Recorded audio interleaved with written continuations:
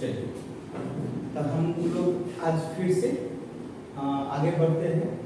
और आज हम लोगों ने क्या देख लिया, तो भारत जो है 1947 के बाद का ये टॉपिक हम लोग देख रहे हैं। इसमें आज जो हम लोगों ने देखा वो क्या देखा, देशी राज्यों के विलय की प्रक्रिया एक नंबर में देख लिया। फिर भारत और पाक की सीमा का निर्धारण याद आ गया होगा, रेड क्लिफ। उसके बाद विभाजन का आर्थिक प्रभाव क्या पड़ा, उसके बाद चल करके ऋण अदायगी का प्रश्न, उसके बाद जो है ब्रिटिश और देशी रियासतों को मिलाकर के 4 प्रकार के राज्यों का गठन। यहाँ तक आप लोगों ने अध्ययन कर लिया है। और इनमें हमने बताया था कि इसमें जो है ABCD 4 राज्य एस्टेब्लिश किए गए।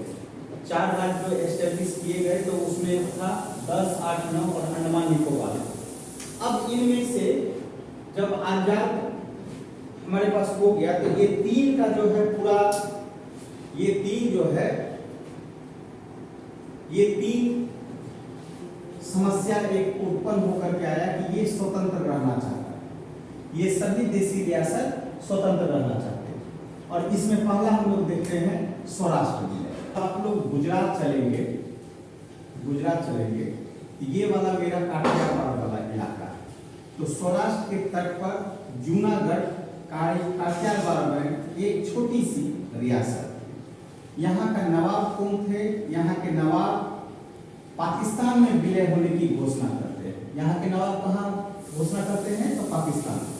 जबकि यहाँ का जनता कहाँ मिलना चाह रहे थे? भारत में रहना चाहती थी। जनता भारत में रहना चाहती थी। नवाब के विरुद्ध विरोध हुआ। कौन विरोध किए? यहाँ की जनता विरोध की। परिणाम स्वरूप यहाँ का नवाब कहाँ भाग गया? पाकिस्तान भाग गया। ठीक है कि हमको क्या उम्मीद है कि हमको पाकिस्तान मदद करेगा, लेकिन वो वापस लौट करके नहीं आया। अब परिणाम स्वरूप जूनागढ़ के जो दीवान थे शाहनवाज भुट्टो, है ना? कौन? शाहनवाज भुट्टो। शाहनवाज भुट्टो आपको मालूम होगा, ये शाहनवाज भुट्टो कौन थे? तो बेनजीर भुट्टो याद आया, उन्हीं के ये रिलेशन में थे। तो शाहनवाज भुट्टो वो क्या थे? दीवान थे। और ये क्या किए, मतलब 8 नवंबर 1947 को भारत में विलय की घोषणा करते हैं कि हमको भारत में मिला दिया जाए। और सरकार को एक पत्र के माध्यम से ये बोलते हैं कि अब हमको जूनागढ़ को, है ना, भारत में शामिल कर दिया जाए। फाइनली रूप से जो है 20 फरवरी 1948 को एक जनमत संग्रह हुआ। जनमत संग्रह के द्वारा जो है भारत को जो है विलय कर दिया। अब बोलिए जनमत संग्रह किसको कहते हैं? मतलब ओवरऑल आपका जो है राय लिया जाएगा। राय जनता का लिया जाता है, जनता का राय लिया। और याद कीजिए यहाँ जनता किधर रहना चाहती थी? भारत में रहना चाहती थी। परिणाम स्वरूप ये जनमत संग्रह हुआ, तो जनमत संग्रह में जीत हुई और यह जूनागढ़ किसके अधीन आ गया? भारत के अधीन आ गया। क्लियर है? तो जूनागढ़ का खेल खत्म। इस तरीके से जूनागढ़ का जो है एकीकरण कर दिया गया। अब आते हैं हैदराबाद का विलय। अब हैदराबाद का विलय, ये हैदराबाद याद कीजिए, जब हम आप लोग को स्वतंत्र प्रांत बताए थे तो यहाँ निजाम उल मुल्क उर्फ चिंगीज खान इसके संस्थापक बने थे। वो ये वही देशी रियासत हैं। बाद में चल करके ये भारत में चाहते हैं कि हम नहीं मिले, लेकिन इनके पीछे भी सरदार वल्लभ भाई पटेल का कहानी याद आ गया होगा। और उस कहानी के तहत ये सबसे बड़ा राज्य था। और यहाँ 89% लोग क्या थे? हिंदू थे। लेकिन यहाँ का शासक क्या था? मुसलमान। यहाँ का शासक मुसलमान था। और मुसलमान किधर मिलना चाह रहे थे? पाकिस्तान की ओर। और पाकिस्तान की ओर मिलना चाह रहे थे, लेकिन यहाँ की तो आबादी किसकी है? तो हिंदू की। तो भारत सरकार द्वारा निजाम से कहा गया कि 15 अगस्त 1947 से पहले आप डोमिनियन में शामिल हो जाइए। यहाँ के निजाम से बोला गया कि आप कोई भी डोमिनियन में शामिल हो जाइए। ठीक है, लेकिन ये कहां चला गया? तो देखिए, पाक की मदद से निजाम भारत से लड़ने के लिए सेना तैयार कर रहे हैं। मतलब यहाँ इसको सलाह दिया जा रहा है कि आप जो है हमारे साथ मिल जाइए। ठीक है, यहाँ के शासक। लेकिन ये क्या थे कि एक हमारे ही विरुद्ध ये सेना, मतलब एक सेना तैयार कर रही थी। किनके विरुद्ध? भारत के विरुद्ध। मदद कौन कर रहा था? पाकिस्तान। ठीक है, ये पता चल गया किनको, सरदार वल्लभ भाई पटेल को। अब पटेल को पता चला तो पटेल बोले अच्छा रुको रुको रुको, बहुत ही तेज बन रहा है। तो ठीक है, तेज बन रहा है तो रुको, है ना। लेकिन इससे पहले माउंटबेटन जो है हर संभव प्रयास किया कि निजाम जो है किधर आकर के मिले, भारत में आकर के मिले। निजाम किधर आकर के मिले, भारत में आकर के मिले। लेकिन हर संभव प्रयास किया, लेकिन माउंटबेटन का बात नहीं माना। तो माउंटबेटन का फाइनली रूप से माउंटबेटन को कामयाबी नहीं मिली। ये बात जो है खबर फैल गया सरदार वल्लभ भाई पटेल को। और आप जानते हैं कि वो कैसे गृह मंत्री थे, बस एकदम वो क्या करते हैं, एक पोलो अभियान चलाते हैं, पोलो ऑपरेशन चलाते हैं। अब पोलो ऑपरेशन के थ्रू वो क्या करते हैं कि सेना को कहां उतार देते हैं, हैदराबाद में। ठीक है, कहां, हैदराबाद में। और हैदराबाद में जो है देखिए ये भारत पोलो अभियान किया। और हैदराबाद का मेजर कौन था, एल एंड्रूज, नाम याद रखिएगा, कौन, एल एंड्रूज, है ना। और भारत का जो है मेजर कौन था, जे.एन. चौधरी। ये फाइनली इसको समर्पण कर दिया, है ना। आखिर लास्ट में निजाम जो है इसके प्रति जो है जाते हैं, कहां जाते हैं कि एकदम ये मुद्दा हम उठाएंगे, यूएनओ में उठाएंगे, ये मुद्दा हम यूएनओ में उठाएंगे। लेकिन यूएनओ ये बोल करके बोलते हैं देखो ये सैनिक अभियान किया गया है, जिसके कारण ये कोई मुद्दा है नहीं, और सैनिक अभियान के तहत तुम जुड़ा, तो तुम्हारी सेना हार गई है तो भैया हम तुमको मिला लिए हैं। तो सेना जो है हैदराबाद का जो सेना था मेजर, वो एल एंड्रूज थे, उनका आत्मसमर्पण हो गया किसके पास, जे.एन. चौधरी के पास। इस तरीके से हैदराबाद का भी क्या कर लिया गया, विलय कर लिया गया। तो मेरे ख्याल से आपको जूनागढ़ का क्लियर हो गया होगा और हैदराबाद का क्लियर हो गया होगा। जूनागढ़ बस एक बार रिकॉल थोड़ा सा कीजिए, सौराष्ट्र के तट पर जूनागढ़ काठियावाड़ में एक छोटी सी रियासत, यहाँ के नवाब, है ना, पाकिस्तान में विलय होने की घोषणा करते हैं, जबकि जनता भारत में रहना चाहती थी।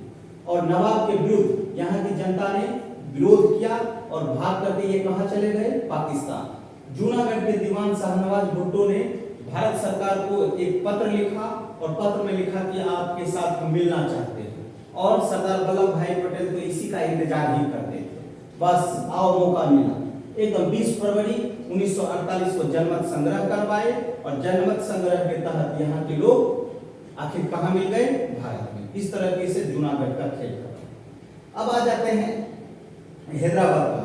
हैदराबाद जो है उस समय सबसे बड़ा राज्य था, और यहाँ 89% लोग हिंदू रहते थे और शासक मुसलमान थे। और ये शासक जो है किसके तरफ मिलना चाहते थे, पाकिस्तान की। भारत सरकार द्वारा निजाम से कहा गया कि 15 अगस्त 1947 से पहले आप कोई ना कोई डोमिनियन में शामिल हो जाइए, लेकिन ये कोई डोमिनियन में शामिल नहीं हुआ। ये उल्टे पाकिस्तान से मदद लिया, और मदद लेने के एवज में तुरंत हमारे ही विरुद्ध ये सेना तैयार कर रही थी। अब इससे पहले माउंटबेटन भी इसको बहुत समझाए कि तुम जो है भारत के साथ मिलो, लेकिन ये सुनने वाला था नहीं। इस बात की भनक लग गई सरदार वल्लभ भाई पटेल को, और तुरंत ऑपरेशन पोलो के तहत ये क्या करते हैं, वहां सेना को पहुंचा देते हैं। और सेना को पहुंचाते हैं, हैदराबाद के जो मेजर थे उनका आत्मसमर्पण होता है भारतीय मेजर के पास, और इस तरीके से हैदराबाद को भी मिला लिया जाता है। इस तरीके से 1-2 खेल खत्म। अब सबसे बड़ा मुद्दा आ गया कश्मीर का। ये तीसरा जो था कश्मीर वाला। कश्मीर वाला में चलते हैं तो आपको याद कीजिए, अभी वर्तमान में भी आप बहुत सुने होंगे, बहुत चर्चित है ना, आर्टिकल 370 को हटा करके यहाँ लद्दाख वाला पोर्शन बनना और ये जम्मू कश्मीर वाला, ठीक है, 2 टेरिटोरियल स्टेट बन गया। ये घटना देखेंगे हम लोग करंट में, ठीक है। लेकिन अभी हम लोग देखते हैं कश्मीर की समस्या। कश्मीर की समस्या की बात करते हैं तो यहाँ देखिए 3/4 आबादी क्या थी, मुसलमान थी, और शेष 20% में हिंदू, सिख और ईसाई थे। यहाँ तक कोई दिक्कत नहीं है। यहाँ की आबादी क्या थी, मुसलमानों की। और यहाँ का राजा कौन था, तो सोहरा हरी सिंह। कौन, सोहरा हरी सिंह। यहाँ के राजा कौन थे, तो सोहरा हरी सिंह, दिमाग में सेट रखेंगे। हरी सिंह को सलाह मिला, क्या सलाह मिला, देखिए सलाह मिला, भैया आप एक या तो जनमत संग्रह करा लीजिए, ठीक है, कि किधर मिलना चाहता है, या तो दूसरा आप चुनाव कर लीजिए, इलेक्शन करवा लीजिए। तीसरा, यह प्रतिनिधि सभा के द्वारा जनता की इच्छा जानिए कि ये किधर मिलना चाहता है, भारत में रहना चाहता है कि पाकिस्तान में रहना चाहता है। फाइनली रूप से ये सोहरावर्दी जो है ना, ये स्वतंत्र रहना चाहता था। मतलब ये सोचता था कि हम ना तो पाकिस्तान में जाएंगे ना तो भारत में जाएंगे, ये स्वतंत्र रहना चाहते थे। लेकिन इनके बावजूद है ना, इसके ऊपर ना पाकिस्तान दबाव मार रहा है, इसके ऊपर कौन, पाकिस्तान दबाव कर रहा है। और तुरंत सोहरावर्दी क्या किए, हरि सिंह इनके साथ ना अस्थायी समझौता कर लिया, एकदम एक जमीन अस्थायी समझौता कर लिया। लेकिन अस्थायी समझौता के बावजूद पाकिस्तान तुरंत पलट गया। लेकिन तुरंत क्या है, यहाँ पाकिस्तान समझौता का उल्लंघन कर दिया, पाकिस्तान समझौता का उल्लंघन कर दिया और कश्मीर में ना घुसपैठियों को जो है हमला कर दिया। कश्मीर में घुसपैठियों का हमला हो गया तो तुरंत हरि सिंह क्या किए, यहाँ 24 अक्टूबर 1947 को हरि सिंह भारत के साथ समझौता करते हैं और यहाँ के शेख अब्दुल्ला क्या बनते हैं, प्रमुख बनते हैं। और भारत तो इसी का इंतजार में था। और ठीक है, अब एक चीज बताइए कि ये हरि सिंह पहले समझौता किसके साथ किए, पाकिस्तान के साथ। दूसरा समझौता किसके साथ किए, भारत के साथ। ठीक है, पाकिस्तान बोलता है कि हमारे साथ समझौता किया था तो हमारा होगा। अब यही दोनों मुद्दा लेकर के ये पहुंच गया, मुद्दा कहां, यूएनओ में। यही मुद्दा कहां है, यूएनओ में, कि पाकिस्तान कहता है कि ये हरि सिंह हमारे साथ समझौता किए थे, जबकि भारत कहता है हमारे साथ समझौता किए थे। अब यही मुद्दा कहां है, यूएनओ में। और ये यूएनओ के तहत नया नया चीज बना, अब उसको हम लोग देखते हैं।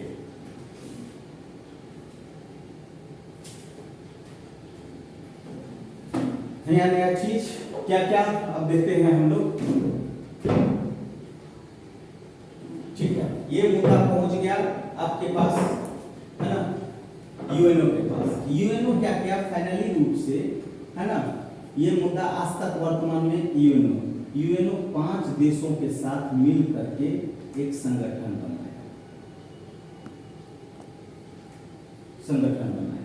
अब यहां ध्यान से समझिएगा, 5 देशों के साथ ये एक संगठन बनाया।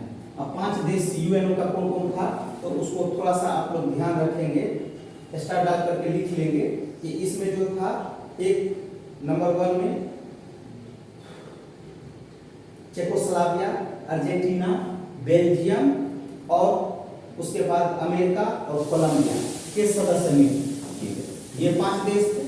ठीक है, और ये 5 देश जो है कहां आ गए, कौन समस्या का समाधान करने के लिए, भारत और पाकिस्तान। फाइनली रूप से ये डिसीजन दिए कि देखो ये जो एरिया है ना, ये एरिया को हम लोग बोलते हैं पाक ऑक्युपाइड कश्मीर, और ये वाला एरिया कहाँ चला जाएगा, पाकिस्तान में, और शेष जो रहेगा वो किधर रहेगा, भारत में। ठीक है, इसके बावजूद पाकिस्तान तो मानता नहीं है, ये दूसरे दिन जो है घुसपैठी को भेजते रहते हैं। इनके बावजूद भारत सरकार मान गए और भारत सरकार के द्वारा इनको विशेष राज्य का दर्जा दिया गया, इनको विशेष राज्य का दर्जा दिया गया। और यहाँ एक आर्टिकल 370 का प्रयोग किया गया। जैसा कि आपको मालूम होगा कि अब आर्टिकल 370 हटा दिया गया है। इस पे हम लोग विशेष चर्चा करेंगे कि 370 को हटाने के पीछे की राजनीति। लेकिन अभी हम लोग ये देखेंगे कि इसे विशेष राज्य का दर्जा दिया गया और 370 के तहत यहाँ पे कश्मीर को, ये देखिए कि कश्मीर को 370 के तहत विशेष राज्य में क्या क्या मिला, वो देखिए। एक, जम्मू कश्मीर भारत का राज्य क्षेत्र है, जम्मू कश्मीर भारत का राज्य क्षेत्र होगा। ठीक है, एक नंबर। दूसरा नंबर में ये आ गया कि भारतीय संविधान का भाग जो है जम्मू कश्मीर में, भारतीय संविधान का भाग जम्मू कश्मीर में नहीं लागू होगा, बल्कि यहाँ विशेष संविधान बनेगा और वो संविधान के तहत आर्टिकल 370 का प्रयोग किया जाएगा। क्लियर, दोनों बात समझ में आ गया कि ये जम्मू भारत का जो है राज्य क्षेत्र होगा दूसरा जो संविधान बना है वो संविधान इसके लिए लागू नहीं होगा, इसके लिए एक विशेष संविधान बनाया गया। क्लियर हो गया। फिर चल करके राज्य का संसद को विधायी प्रक्रिया के द्वारा, राज्य का संसद विधायी प्रक्रिया के द्वारा यहाँ कोई भी चीज चेंजिंग कर सकता है और ये सभी राष्ट्रपति के सहमति से होगा। किसके सहमति से होगा? राष्ट्रपति के सहमति से होगा। ठीक है, चलिए नेक्स्ट पॉइंट जो होगा ये होगा कि राष्ट्रपति राज्य की संविधान सभा सिफारिश 370 पे राष्ट्रपति का मुहर, इस तरीके से ये, और आर्टिकल 370 को एक विशेष राज्य के तहत जो है प्रस्तुत कर दिया गया। लेकिन ये समस्या आज तक यूएनओ में वर्तमान विराजमान है कि एक पक्ष बोलता है कि हम इसको यूएनओ को नहीं मानते हैं और दूसरा बोल रहा है कि हम मानते हैं। अब दोनों के बीच फाइनली रूप से इसी मुद्दा को लेकर के आज वर्तमान समय में भारत और पाकिस्तान का सबसे बड़ा हॉटेस्ट मुद्दा रहता है कौन सा? जम्मू कश्मीर। और ये हमारे ख्याल से ये एक राजनीति है और ये राजनीति हटने वाली नहीं है, और हटने वाली नहीं है तो मेरे ख्याल से इसको शांतिपूर्वक तरीके से यदि सुलझाया जाए तो हमें लग रहा है कि ये समस्या का समाधान हो सकता है। कोई दुनिया में ऐसा समस्या नहीं है जिसका समाधान नहीं है, बशर्ते आप उसको किस नजरिए से देखते हैं, ये सबसे बड़ी बात है।